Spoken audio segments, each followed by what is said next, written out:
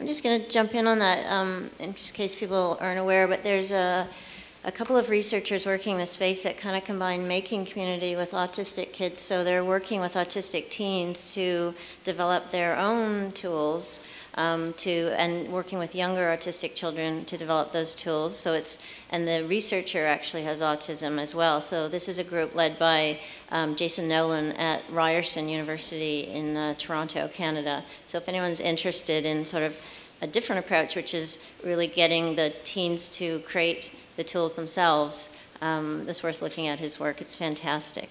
Okay, do we have any other questions? I think this is a conversation that goes on for a really long time, so I just want to see if anyone else wants to jump in with anything. Here's one, Francis Quack from Virginia Tech, about open play and fish play. Okay, there's literature that says that part of the purpose of play in children is to understand rules, societal rules and societal roles.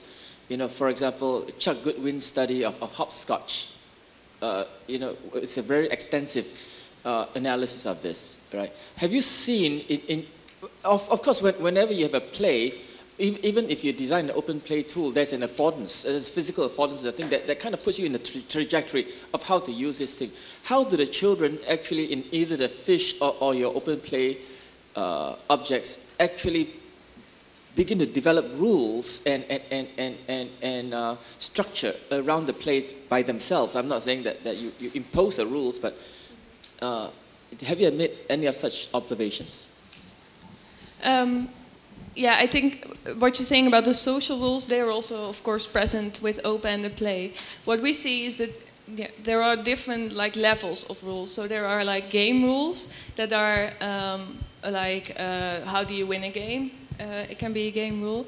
But there are also social rules, like am I playing with my best friend? Then I might be more hesitant to say to her, you're not playing by the rules.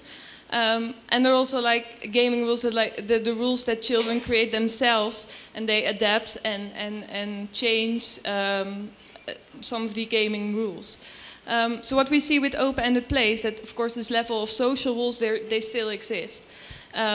And what we see, what we did so far is we evaluated several of our own designs as well, usually having children in small groups playing together. And what we actually see is that they go through several stages in creating their own rules. So first they kind of explore the possibilities of the design. So what can it do and how does it work? And then they start